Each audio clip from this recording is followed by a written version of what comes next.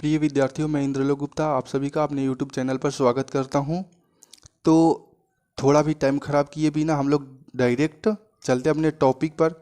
चूँकि ये प्लेटफॉर्म एक ऑनलाइन प्लेटफॉर्म है, तो इसमें ऑफलाइन जैसी तो मज़ा आएगी नहीं, क्योंकि ऑफलाइन में कुछ ऐसी बातें होती है कि कुछ बच्चे ऑफलाइन में जो बैठे होते हैं, तो जब सामने टीचर पढ़ा रहा होता है तो इसमें क्या होता है कि बच्चे कुछ बात कर रहे हो, कुछ भी डाउट होता है तो बच्चा डाउट पूछ रहा है, टीचर अच्छा से बता रहा है, किसी प्रकार की कोई प्रॉब्लम नहीं होगी, किसी को कन्फ्यूजन होगा तो वो सॉल्व कर लिया जाएगा। लेकिन ऑनलाइन में ऐसी व्यवस्था नहीं है। ऑनलाइन में तो ये होती है कि अकेले टीचर पढ़ा रहा है और बाकी जो डाउट होंगे उसको कमेंट में, मतलब स्टूडेंट पूछ रहा है, तो जिन बच्चों को किसी प्रकार की प्रॉब्लम होगी तो वे पूछ सकते हैं कि ये चीज़ें मतलब कहाँ से आई, इसमें क्या प्रावधान हुआ, क्या प्रावधान नहीं हुआ, मतलब किसी प्रकार के जो भी क्वेश्चन होंगे उसको कमेंट में कोई भी स्टूडेंट पूछ सकता है कि ये चीज़ें समझ में नहीं आ रही है। और जब ये तो ऑफलाइन में क्या होता है कि ऑफलाइन में लगभग जो भी टीचर पढ़ा रहे हैं वो कहीं ना कहीं कभी ना कभी स्टूडेंट ही रहे होंगे, तो वे भी कहीं ना कहीं पढ़े होंगे। तो पढ़ने के क्रम में ये होता है कि जैसे 1 घंटे का क्लास होता है तो टीचर तो पहले 15 मिनट लेट आएगा, दूसरी में क्या करेगा कि 15 मिनट पहले भी छोड़ देगा और आधे घंटे के मतलब 40-45 मिनट तक टीचर पढ़ाएगा। उसमें क्या होता है कि 40-45 मिनट में आधा तो मजाक करने में निकल जाता है। और जो ये मैंने वीडियो बनाया, इस वीडियो में ये मतलब की है कि अगर कोई बच्चा पढ़ने वाला होगा, जिन बच्चों को पढ़ने की तीव्र इच्छा होगी कि मतलब वो पढ़ना ही चाहता है, तो उसके साथ ये होगा कि अगर 1 घंटे का टाइम है, जैसे कोई भी वीडियो 34-35 मिनट, हद से ज़्यादा 40 मिनट के अंडर में ही होता है, तो 40 मिनट अगर कोई टाइम अपना दिया तो 40 मिनट में उसने क्या सीखा। मतलब ये तो ऐसा नहीं है प्लेटफॉर्म कि इसमें नाच गाना बजा दिया जाए। नाच गाने के लिए तो बहुत सारे चैनल हैं यूट्यूब पर, तो नाच तो कैसे भी आदमी देख सकता है, तो नाच के लिए तो है नहीं। अगर पढ़ने की इच्छा से कोई अगर चैनल पे आया तो वो पढ़े चुपचाप। बाकी जिन लोगों को पढ़ने की इच्छा ना हो तो वो नाच अपना देखो, या कोई भी कॉमेडी देखो। कितने टिकटॉक आए, ये सब आए तो वो सब तो बंद हो गए। अभी मौज है, शेयर चैट है, ये सब है, तो उस पर नाच देखो या लूडो खेलो, अपना जो करना है। लेकिन पढ़ने की इच्छा जिन लोगों को है, तो पढ़ाई का मतलब एकदम से पढ़ाई होता है, कंसंट्रेट माइंड करके पढ़ना जरूरी होता है। नहीं तो फिर वही होगा कि मजाक मजाक में एज निकल जाएगा, फिर जॉब नहीं होगा, तो फिर बेरोजगारी तो बैठी बैठी है सर पे, तो सभी लोग फिर बेरोजगार हो जाएंगे। तो इसीलिए है कि अगर पढ़ने की इच्छा है तो कुछ मजाक नहीं, चुप पढ़ना तो पढ़ना बस। बाकी मजाक का जब टाइम होगा, मतलब आधे घंटे अगर कोई बच्चा नहीं पढ़ सकता है तो वो क्या करेगा, लाइफ में कुछ होने वाला नहीं है। सबसे पहले तो कंसंट्रेशन ज़रूरी है, इसलिए कि पढ़ाई जब कोई कर रहा है तो उसमें मजाक करेगा। मतलब बहुत सारे यूट्यूब चैनल हैं कि अगर 1 घंटा पढ़ाए तो उसमें इतना मतलब कोचिंग का प्रचार होगा पूरा धूमधाम से डीजे बजा के, और ऐसे ऐसे टीचर बात करेंगे कि जिससे लगेगा कि हाँ। अब बच्चों को ये लगता है कि कुछ बच्चे तो इंटरटेनमेंट के लिए चैनल को देखते हैं, लेकिन उससे कुछ होने वाला है नहीं। बस पढ़ना है तो चुपचाप, इंटरटेनमेंट कभी काम नहीं आएगा। तो पढ़ना मतलब पढ़ना चुपचाप, एकदम सीरियस पढ़ना होता है। कोई भी, अच्छा किसी का भी जॉब होता है तो इसका मतलब ऐसा थोड़ी है कि फोकट में जॉब होगा। उसने मेहनत किया तो जॉब हो गया। कोई भी मेहनत करेगा, ध्यान से पढ़ेगा तो जॉब हो जाएगा। अब आधे घंटे एक तो पढ़ो, ऊपर से 1 घंटे के वीडियो में 1813 का चार्टर एक्ट बताने में 1-1 घंटे 2-2 घंटे लग जाते हैं, इसलिए कि आधा तो मजाक चलता है। तो मजाक वाली बात बिल्कुल नहीं, एकदम से सीरियस पढ़ेंगे बिना किसी मजाक के। तो हम लोगों ने पढ़ लिया था 1813 तक के चार्टर एक्ट को हम लोगों ने समाप्त कर लिया था। उसके बाद में 1833 में चार्टर एक्ट आया, मतलब 20 वर्षों के लिए तो बढ़ा ही दिया गया था। तो 1833 में 33 का जो चार्टर एक्ट आया, तो इसमें बहुत सारे प्रावधान थे। तो इसमें जो प्रावधान थे 1813 में जो चार्टर एक्ट था, उसमें चीन और चाय के व्यापार को छोड़कर बाकी सभी एकाधिकार कंपनी के खत्म कर दिए गए थे। तो इसमें क्या होगा कि जो चीन और चाय दोनों व्यापार था उसको भी समाप्ति इसमें कर दिया जाएगा, अर्थात कंपनी के एकाधिकार को पूर्णतः समाप्त कर दिया गया। कंपनी के, कंपनी कौन है तो ईस्ट इंडिया कंपनी, कंपनी के एकाधिकार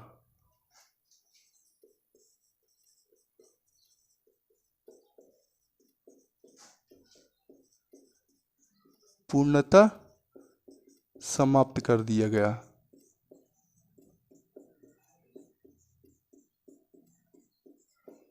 पूर्णतः समाप्त कर दिया गया। दूसरा में क्या बताया गया कि जो गवर्नर जनरल होगा, जो बंगाल का गवर्नर जनरल था, उसको अब भारत का गवर्नर जनरल बना दिया गया। बस जो जो मेन टॉपिक है ऐसे करके याद कर लो कि 1833 के चार्टर एक्ट, ऐसे याद कर लो कि 1833 के चार्टर एक्ट में क्या हुआ था। 1833 के चार्टर एक्ट में यही हुआ कि कंपनी की, ईस्ट इंडिया कंपनी के व्यापारिक एकाधिकार को समाप्त कर दिया गया। दूसरा में क्या हुआ तो दूसरा में ये किया गया कि जो बंगाल के गवर्नर जनरल होते थे, तो बंगाल के गवर्नर जनरल को भारत का गवर्नर जनरल बना दिया गया। तो इसमें लिख दो कि गवर्नर जनरल, बंगाल के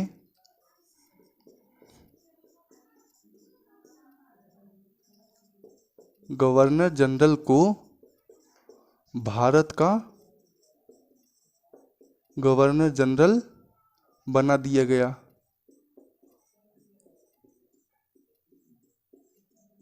भारत का गवर्नर जनरल बना दिया गया। तो भारत का पहला गवर्नर जनरल कौन बना तो लॉर्ड विलियम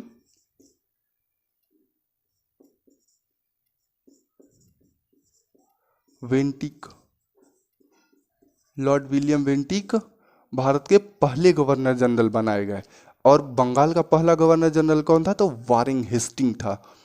इनको 1858 में जब चार्टर एक्ट आएगा तो 1858 का जो एक्ट आएगा उसमें इनको समाप्त कर दिया जाएगा और इनको क्या बना दिया जाएगा तो इसके बाद में मतलब गवर्नर जनरल का, भारत का गवर्नर जनरल को समाप्त करके और भारत के गवर्नर जनरल के स्थान पर इसको वायसराय पद कर दिया जाएगा और लॉर्ड कैनिंग को पहला वायसराय बनाया जाएगा।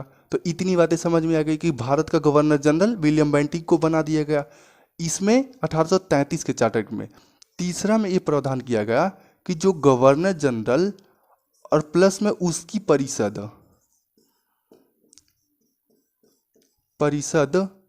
में 3 सदस्य होते थे। पिट्स इंडिया एक्ट में क्या बताया कि गवर्नर जनरल उसकी परिषद में 3 सदस्य होंगे और जो इसमें 3 सदस्य होंगे इसमें से एक सदस्य क्या होगा तो चीफ इन कमांडर होगा, मतलब सेना का प्रमुख सेनापति होगा। तो इन 3 सदस्य मतलब जो परिषद में 3 सदस्य से 4 सदस्य कर दिया गया।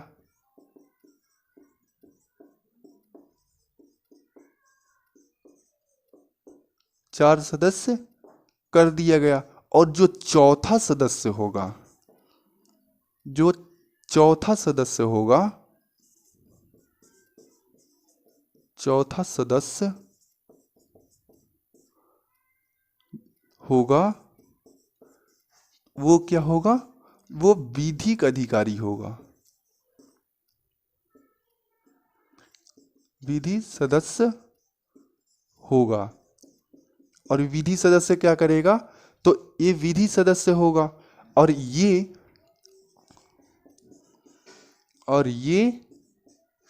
क्या होगा तो विधि सदस्य ये क्या करेगा विधि निर्माण में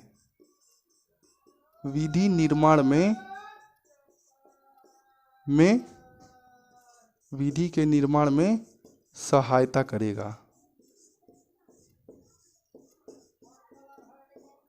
तो सबसे पहले तो प्रथम मतलब इसमें जो चौथा सदस्य होगा वो विधि निर्माण में सहायता करेगा। तो इसमें चौथा सदस्य मतलब चौथा 4th सदस्य लॉर्ड मैकाले को बनाया गया। मैकाले को बनाया गया। लॉर्ड मैकाले को बनाया गया। तो 1833 के चार्टर एक्ट से के द्वारा 1834 में प्रथम विधि आयोग आयोग बनाया गया। प्रथम विधि आयोग बनाया गया और इसमें क्या किया गया कि दंड संहिता जो है, जो दंड संहिता मतलब किस, अभी क्या है, अभी आईपीसी और सीआरपीसी सेक्शन जो चलता है कि किस मतलब कृत्य के लिए कौन सी दंड का प्रावधान है, तो उसके लिए बताया गया कि जो जो भी मतलब कि जो सुप्रीम कोर्ट बना था 1774 में, 1773 के रेगुलेटिंग एक्ट के तहत, तो उसमें कौन सी सजा के लिए कौन सा दंड दिया जाएगा, मतलब क्या करने पर कौन सी सजा दी जाएगी, तो दंड संहिता को संहिताबद्ध कर किया गया, बद्ध किया गया, मतलब उसका संकलन जरूरी था कि मतलब एक किताब में पूरा लिख दिया जाए कि एक मतलब कि इस मतलब कि काम के लिए ये सजा प्रदान की जाएगी। और ये जो विधि आयोग बना, तो इस तो लॉर्ड मैकाले की अध्यक्षता में बनाया गया। इसमें प्रथम विधि आयोग जो बनाया गया वो लॉर्ड मैकाले की अध्यक्षता में ही बनाया गया, लॉर्ड मैकाले की अध्यक्षता में बनाया गया। अब क्या होगा कि जो चौथा सदस्य था, गवर्नर जनरल उसकी परिषद में 3 सदस्य की जगह पर 4 सदस्य थे, तो ये चौथा सदस्य अर्थात विधि सदस्य को परिषद में वोट देने का अधिकार नहीं था।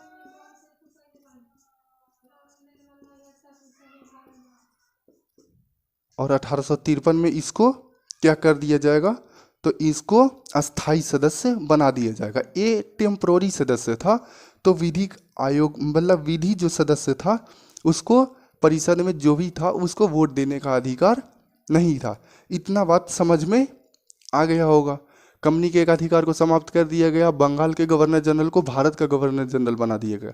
जो 3 सदस्य थे उसमें 4 सदस्य बता दिया गया, और चौथा जो सदस्य होगा वो विधिक सदस्य होगा, वो विधि निर्माण में सहायता करेगा। और क्या करेगा, तो वो वोट नहीं दे सकता है। इसके बाद में नीचे में और जगह है, मैं इसमें और लिख दे रहा हूँ। और क्या किया गया कि जो मतलब कि इसमें राजनीतिक कार्य थे, तो कंपनी के जो भी राजनीतिक कार्य ही तो ये सब ही है। तो कंपनी के राजनीतिक कार्य में और क्या बताया गया कि जो प्रांतीय गवर्नर मतलब इसको तो क्या किया कि पहले तो केंद्रीकृत व्यवस्था का प्रावधान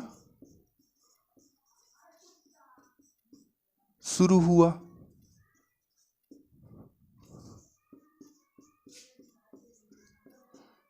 गया। उसके बाद में क्या किएगा, केंद्रीकृत व्यवस्था का प्रावधान शुरू हो गया। इसके तहत क्या किया गया कि जो मैं ऊपर से मिटा दे रहा हूं कि जो केंद्रीकृत प्रावधान हुआ उसमें बताया गया कि जो भी प्रांतीय गवर्नर होंगे उनके द्वारा बनाए गए जो भी निर्णय होंगे, विधि होंगे, वो अब क्या होगा, वो मान्य नहीं होगा। मतलब कि प्रांतीय गवर्नर द्वारा जो भी विधि बनाए जाएंगे उसकी अब अधिकारिता को वापस ले लिया गया। बस इतना मतलब कि 1833 के चार्टर एक्ट में बताया गया। इसके बाद में और सारे भी कुछ प्रावधान थे, उन प्रावधानों के बारे में भी हम लोगों को पढ़ना है। और इसमें क्या बताया गया कि और बताया गया मतलब कि इसमें और क्या प्रावधान हुआ कि जो भी ब्रिटेन के निवासी होंगे, जो भी यूरोपीय होंगे, तो यूरोपियों को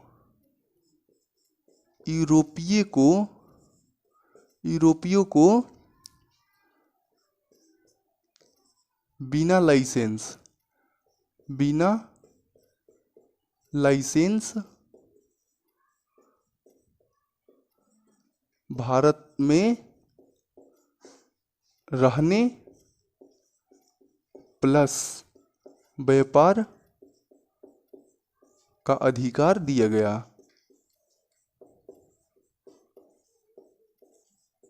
अधिकार दिया गया। और क्या किया गया कि और प्रावधान क्या हुआ कि सिविल सर्विस,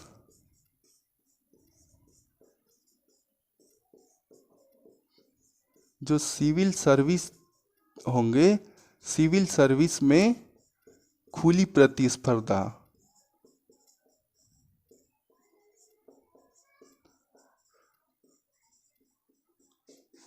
का आयोजन होगा।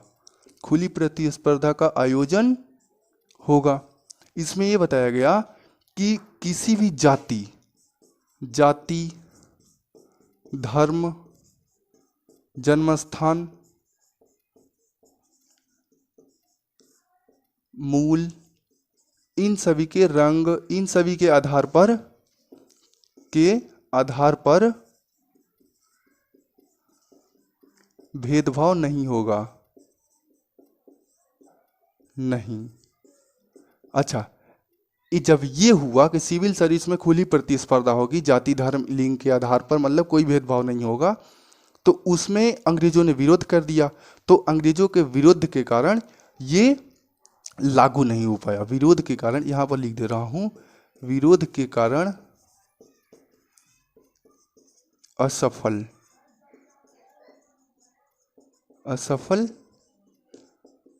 हो गया। इतनी बातें समझ में आ गई।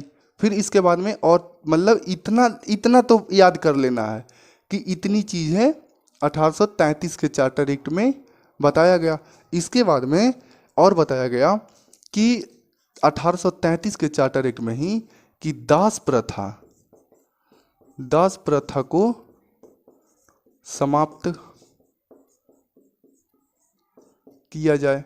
पहले काम को करने के लिए दास रखे जाते थे, तो दास तो सभी को समझ में आ रहा होगा। तो दास रखे जाते थे, वे काम करते थे, मतलब कि कोई भी काम उससे करवाया जाता था कि मतलब इतना पैसा ले लिया, तो जो कर्ज में डूब जाते थे उनसे काम कराया जाता था। और वे अगर उस काम को मतलब पैसे को चुकता नहीं करते तो उसके बेटे को दास बना लिया जाता था। तो दास प्रथा को समाप्त किया जाएगा। इसी के आधार पर तो 1843 ईस्वी में एलेन बरो ने दास प्रथा का